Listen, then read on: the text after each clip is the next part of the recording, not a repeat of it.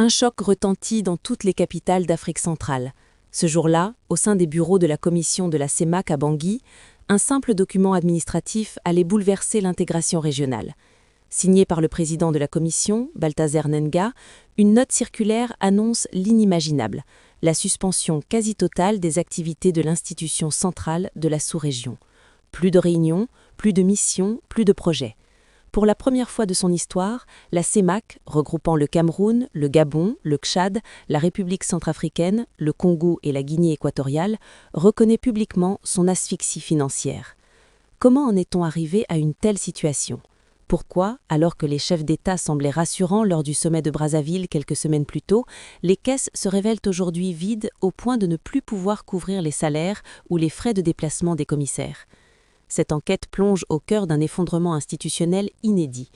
Nous analysons l'échec de la diplomatie de l'urgence, le scandale lié à la taxe d'intégration et la menace d'une dévaluation qui plane sur la région. Bienvenue dans le second chapitre de notre investigation sur les difficultés de la CEMAC. Une crise plus profonde que prévu. Pour mesurer l'ampleur du séisme, il faut scruter la note circulaire du 5 février. Balthazar Nenga y décrit une détérioration continue des finances communautaires. Il ne s'agit pas d'une crise passagère. La trésorerie est en chute libre.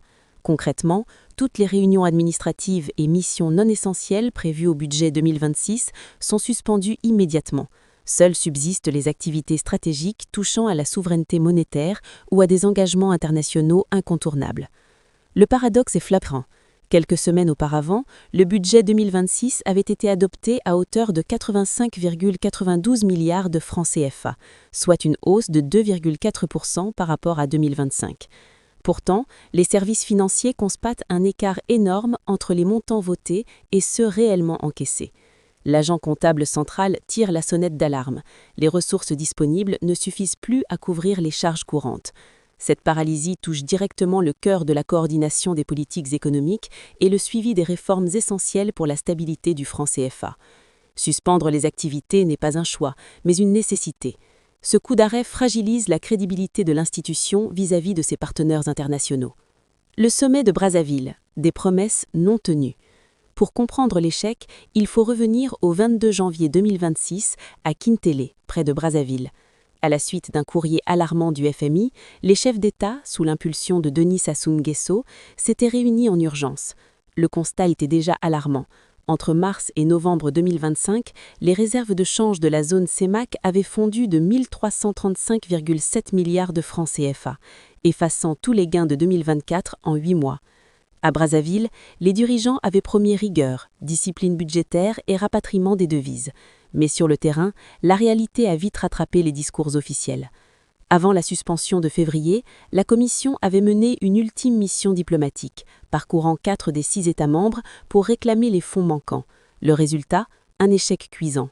Malgré les engagements pris, les États n'ont pas fourni l'argent nécessaire au fonctionnement de l'institution. L'économiste Djimadou Nandekor, ancien de la BEAC, souligne que cette crise n'est pas surprenante. Elle reflète les difficultés financières même des États déjà en situation précaire. La taxe communautaire d'intégration, talon d'Achille de la CEMAC. Au cœur de cette faillite se trouve la taxe communautaire d'intégration, TCI. Créée après la dévaluation de 1994 pour assurer l'autonomie financière de la CEMAC, elle prélève 1% sur toutes les importations hors zone. En théorie, cette taxe est reversée directement à la Commission pour financer projets régionaux, infrastructures et salaires. Dans les faits, un détournement institutionnel massif se produit. Les États collectent la taxe, mais la conservent dans leurs budgets nationaux pour combler leurs déficits. En 2025, moins de la moitié de la TCI attendue est parvenue à la Commission. Le Gabon constitue l'exception. Grâce à un mécanisme autonome, Libreville a versé 10,5 milliards de francs CFA, soit l'intégralité de sa contribution. Tous les autres pays, y compris le Cameroun, le Tchad et le Congo, connaissent des retards et irrégularités chroniques. La Commission appelle à généraliser le modèle gabonais, un prélèvement automatique et sécurisé à l'abri des appétits des trésors nationaux. Sans cette réforme, la TCI restera un goulet d'emportement financier. Une crise humaine et sociale. Derrière les chiffres, la réalité humaine est lourde. Des fonctionnaires de la CEMAC n'ont pas été payés depuis 2 mois. Comment exiger d'eux de travailler sur l'intégration régionale alors qu'ils peinent à nourrir leur famille ? Les projets d'infrastructures régionaux accusent des retards importants. La libre circulation des personnes et des biens, déjà fragiles, risque de stagner. La dépendance aux bailleurs internationaux s'accentue. Faute de ressources propres, la CEMAC doit désormais solliciter FMI, Banque mondiale ou Union européenne.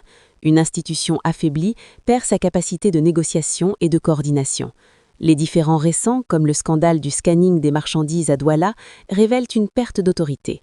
Les États ne financent plus l'institution, donc ne l'écoutent plus. Le spectre de la dévaluation. La dévaluation plane comme une menace. Officiellement, elle n'est pas à l'ordre du jour, mais la chute des réserves de change est indéniable. Le taux de couverture extérieure du franc CFA est passé de 75% à 67%. La zone ne dispose plus que de 4 mois de couverture des importations. Pour certains experts, comme le PRD Désiré Avon, la suspension des activités est un cri d'alarme destiné à pousser les États à agir. Une des solutions majeures réside dans le rapatriement des 6 000 milliards de francs CFA, fonds accumulés par les entreprises pétrolières et minières pour la réhabilitation future des gisements. Actuellement déposés à l'étranger, ces fonds pourraient stabiliser la monnaie si rapatriés dans les livres de la BEAC. Mais la bataille est géopolitique. Le Congrès américain avait menacé de conditionner l'aide du FMI à l'abandon de ce rapatriement, protégeant ainsi ces multinationales. Sauver la CEMAC. Quelle solution ? La suspension n'est pas une simple pause administrative, c'est un avertissement. La priorité est de sécuriser la TCI sur le modèle gabonais. Les États se sont engagés à discipliner leur budget, digitaliser les finances publiques et centraliser les ressources. Mais la véritable révolution est structurelle, l'import-substitution. L'Afrique centrale doit produire localement ce qu'elle consomme pour stopper l'hémorragie de devises. Avant les réunions de printemps 2026 du FMI et de la Banque mondiale, la Commission et la BEAC doivent présenter un rapport détaillé sur les réformes.